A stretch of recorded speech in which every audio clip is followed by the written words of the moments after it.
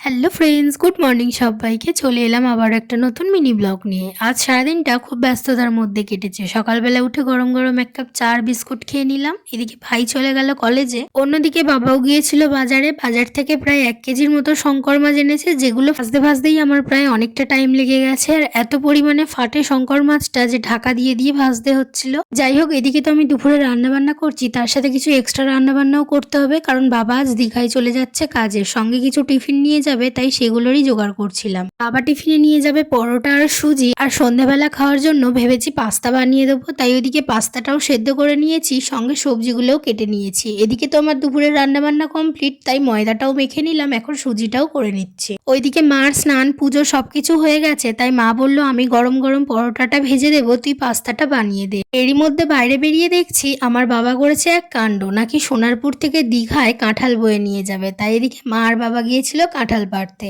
এখন প্রায় 2টো বেজে গিয়েছে, বাবারা যেহেতু 3:30 নাগাদ বেরোবে, তাই মা আর বাবাকে বললাম অনেকটাই বেলা হয়ে গেছে, তোমরা খাওয়া দাওয়াটা করে নাও। ততক্ষণে আমি ওইদিকে পাস্তাটা বানিয়ে দিয়েছিলাম, আর মা খাওয়া দাওয়া করে উঠে গরম গরম পরোটাগুলো ভেজে দিয়েছে। আমি স্নান করে খাওয়া দাওয়া করে উঠতেই প্রায় 3:30 বেজে গেছে। এখন বাবা আর দাদনদা বেরিয়ে যাচ্ছে দীঘায় যাওয়ার উদ্দেশ্যে। সন্ধেবেলা আদিত্য এসেছিল পড়তে ভাইয়ের কাছে, তাই ওকেও একটু পাস্তা টেস্ট করতে দিলাম। আজকের ভিডিও কেমন লাগলো জানিয়ে, ভালো লাগলে like comment share and subscribe করে দিও। সবাইকে টাটা, দেখা হচ্ছে নেক্সট ভিডিওতে।